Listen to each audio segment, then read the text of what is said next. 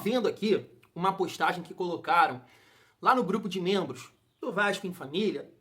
É o seguinte: após título gaúcho, né, o Internacional conquistou ontem, Vasco é o clube grande que vive maior jejum de títulos.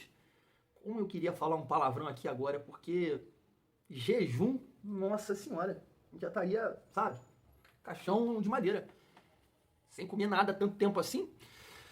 Eu vou fazer aqui uma brincadeira com vocês que, sinceramente, eu espero que tenha um mundo de verdade.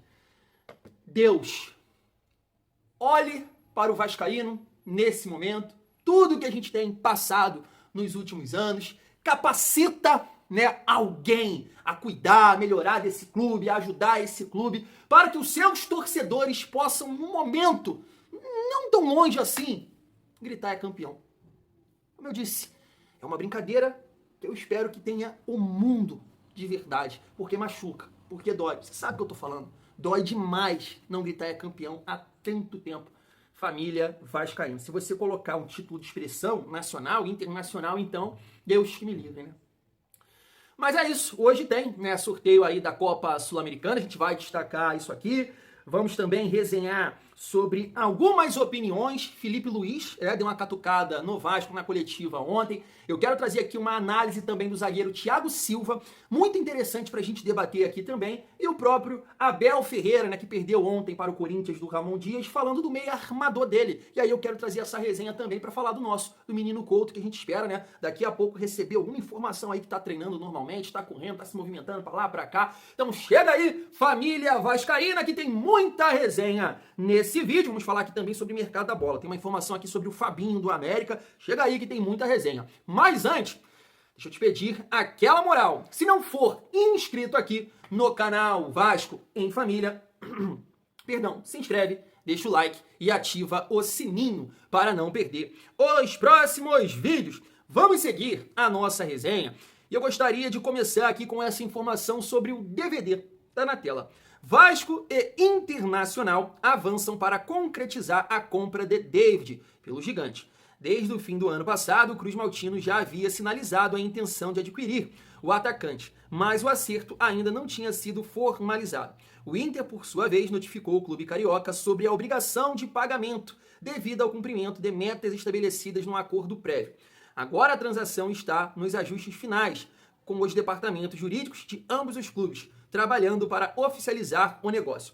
David, que se recupera bem da lesão no ligamento cruzado anterior, sofrida em 2024 e tem previsão de retorno para maio. Será jogador do Vasco em definitivo, informação do Flávio Dias do canal Atenção Vascaínos. Eu vejo da seguinte forma: o Baldasso, né, torcedor bem conhecido e jornalista colorado, ele está muito feliz, né, pela conquista do Gaúcho ontem, com certeza por essa negociação aqui, família vascaína. Eu sei que na última janela, a gestão Pedrinho, a equipe de scout, sei lá, quem participou dessas negociações, dessas contratações, não estão com muita moral não, né? Em relação ao Jean Davi e também ao Maxime Domingues. Porque nesses dois a gente pode falar assim, pô, não tem dinheiro, é difícil, então não contrata, mano. Então não contrata, tá? E eu não tô falando que são dois jogadores horrorosos, não é o ponto. Mas sabe, se é para trazer um jogador que não vai agregar, que não tem encaixe, irmão, você tem que ter personalidade, assumir e, né, a gente não conseguiu contratar um jogador que a gente tem um entendimento que não vai agregar nesse momento e agora a gente está aí, né? Principalmente com o Jean Davi, que eu acho que não tem, né, encaixe nesse Vasco. O Maxime, né, futuramente pode até ter aí oportunidade, ele quer jogar no meio campo, ele não quer jogar aberto pelo lado esquerdo, pelo lado direito, perdão, né, eu vi isso em algum lugar, então vamos ver. Até porque o Vasco confiou bastante nesse atleta, né? Deu 4 anos de contrato para ele. Então não tá com muita moral nesse momento. Tem essas 3 contratações aí que a gente espera, né, que possam ajudar, Nuno, Lloyd e Garré.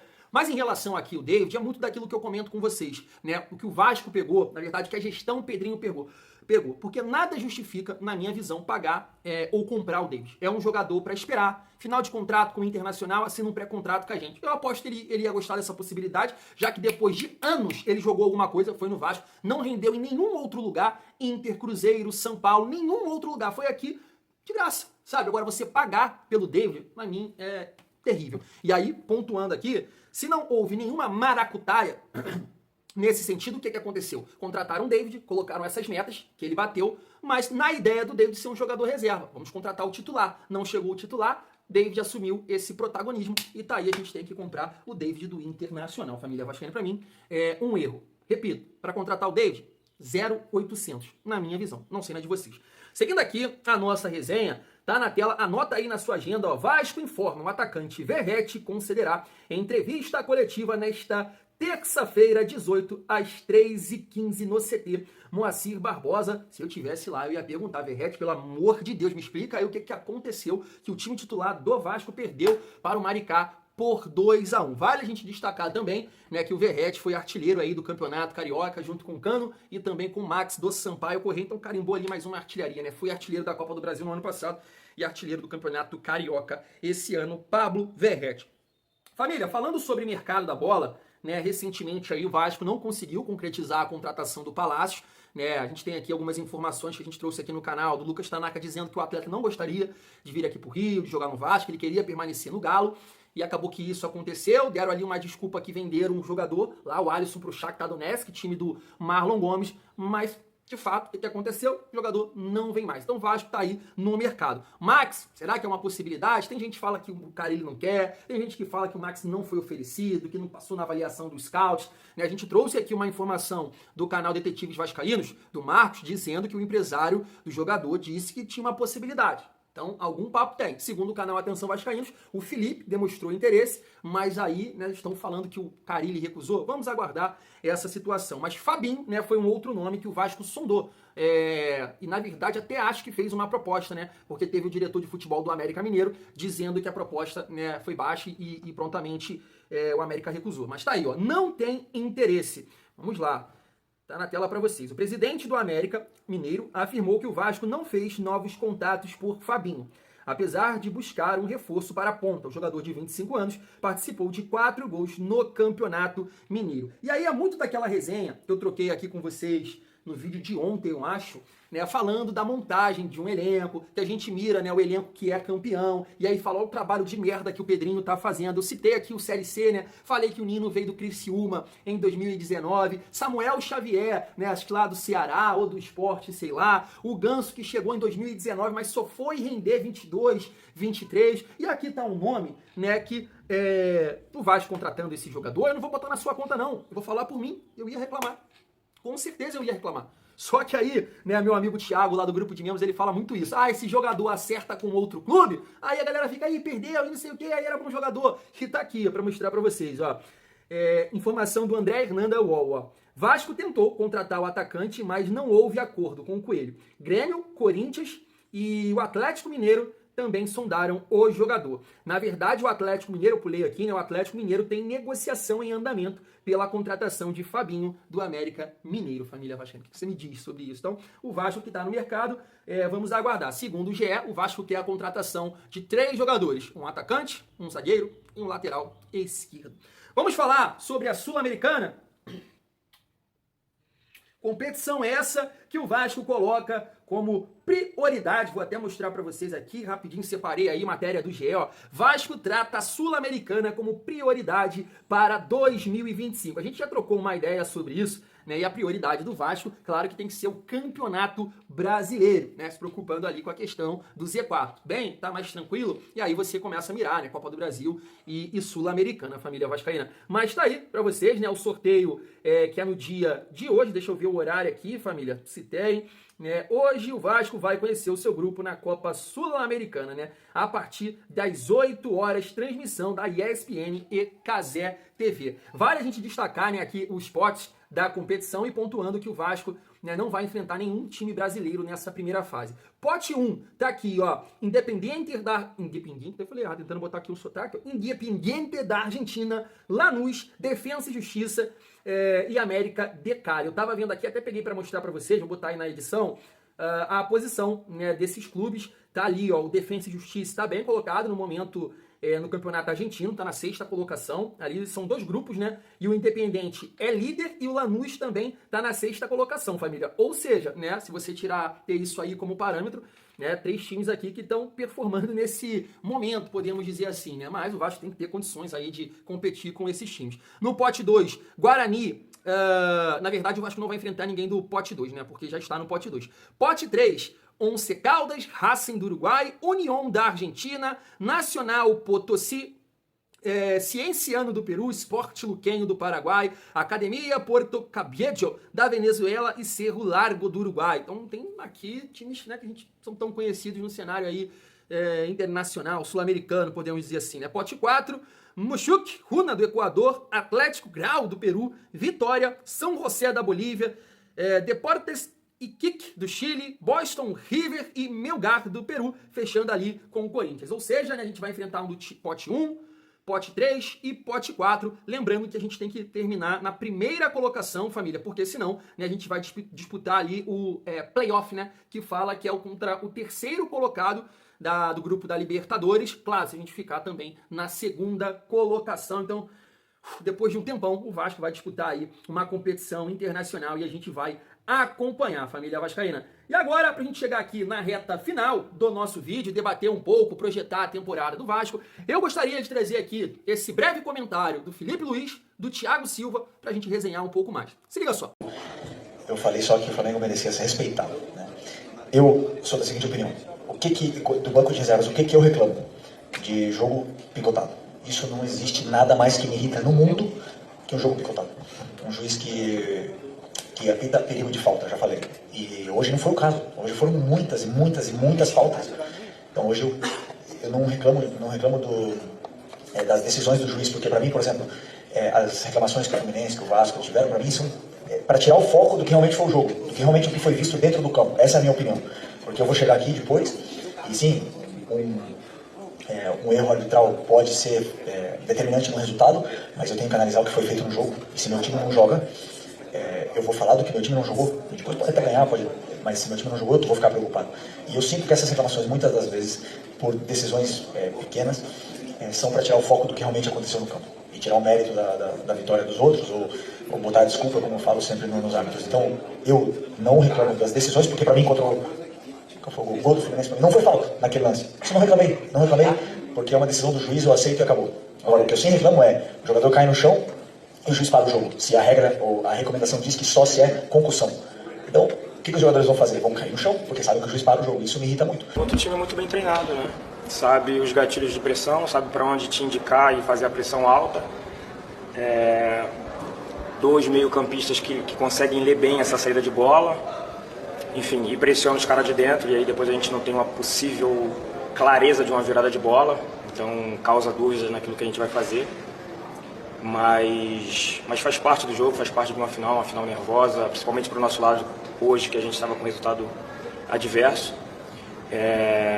Mas eles marcam muito bem, né? Se a gente conseguir ter um pouquinho mais de tranquilidade nesses jogos que eles pressionem a gente ali atrás, a gente consegue sair da primeira pressão, a gente acaba que estoura lá.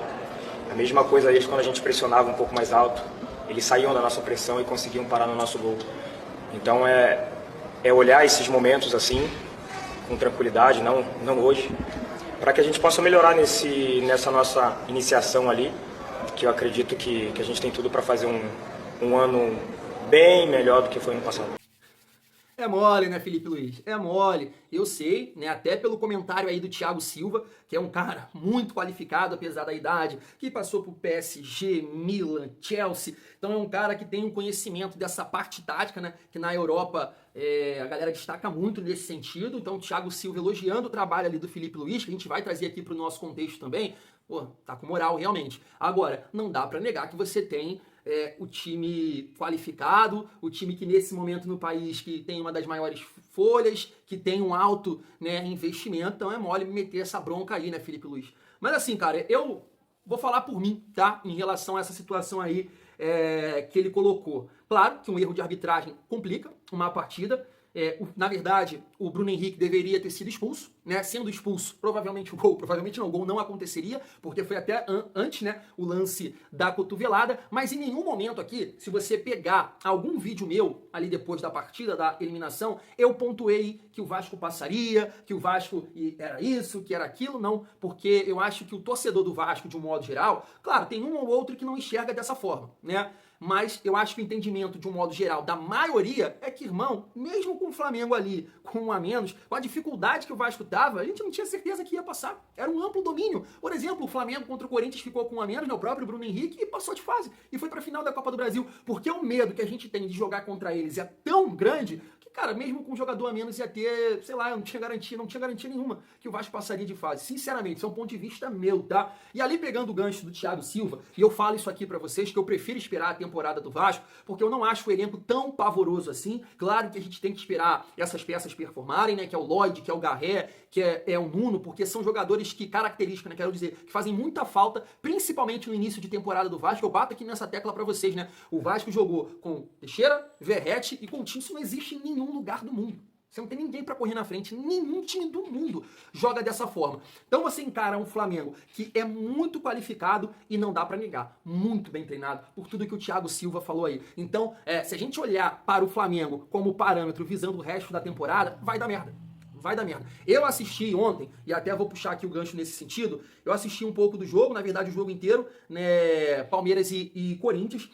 Uma coisa que o Edmundo falou, e eu concordo, na live dele que eu estava acompanhando, que é a questão da intensidade do jogo, né? Realmente é um jogo muito intenso, foi Palmeiras e São Paulo assim, e ontem também. Um jogo de muita correria, de muita pegada, e a gente sabe que o Vasco tem uma dificuldade nesse sentido, mas tecnicamente falando, um jogo pobre, muito pobre, que é diferente do que a gente vê, né, do Flamengo, que tem muito recurso. Cara, é triste falar isso, mas os caras, cara, tem um camisa 10 na zaga. Tem um camisa 10 na zaga. Porque o Léo Ortiz, você já viu a bola longa dele? Já viu quando o cara pressiona ele, consegue dar uma cavadinha, acha o cara em condição? Tem um camisa 10 na zaga. É muito difícil. Por isso que a gente não deve olhar pro Flamengo como um parâmetro. Mas assim, e aí eu tava acompanhando, né, esse jogo ontem, pobre. Cara, jogo ruim. Muita pegada. Mas ruim. O Palmeiras mesmo, com tanto recurso, com tantos jogadores de qualidade, cara, só depende, ó. Depende muito do Estevão. Muito. Se ele não produzir alguma coisa, esquece o Palmeiras. E aí, como a gente sempre cita, né, o camisa 10 do Palmeiras, o camisa 10 de outro time, comparando com o Felipe Coutinho, ontem o Abel Ferreira cobrou, né, ali o Rafael Veiga, tá aqui, ó. Não achei que o Veiga estava criativo. Precisamos muito dele nesses jogos. Apagado. E olha, com opções. Com o Vitor Roque na frente, com o uruguaio lá que é bem fraco, né? O Palmeiras deu muito dinheiro naquilo, e o Estevão. E mesmo assim não conseguiu produzir absolutamente nada. O que eu quero dizer com isso tudo, família vascaína? Que eu entendo que a gente tem que realmente esperar, torcer muito para esse time encaixar nesse período aí de 3 semanas, o Carille conseguir colocar as suas ideias, esses jogadores de beirada performarem, o Coutinho buscar a sua melhor física, não somente o Coutinho, como o Paulinho, como Jair. Então assim, eu acho que o Vasco pode competir com outros clubes do futebol brasileiro. Dói falar isso, mas o Flamengo tá muito acima. Thiago, mas dá para competir com o Flamengo. O Fluminense mesmo, né, limitado tecnicamente em comparação com o Flamengo, competiu. Verdade, eu concordo com você, mas eu toquei nesse ponto no vídeo de ontem. A diferença é que o Fluminense não tem medo e o Vasco tem pavor do Flamengo pelo histórico recente, família vascaína. Então a gente não pode traçar a temporada do Vasco pelos confrontos contra o Flamengo. Concordo com todo mundo que fala que a gente tem que voltar a disputar de igual para igual, lutar, brigar, ter raça, eu concordo. Mas a gente não pode traçar a temporada do Vasco por esses confrontos, na minha modesta opinião. Eu prefiro esperar, observar como é que o Vasco vai competir, principalmente nesses jogos iniciais do Brasileirão. Santos, Corinthians, que dá pra competir, Sport, Ceará, e aí depois a quinta partida, né, é contra o Flamengo, família vascaína. Quero saber se vocês concordam comigo. Chega aí, resenha, comenta. Fui!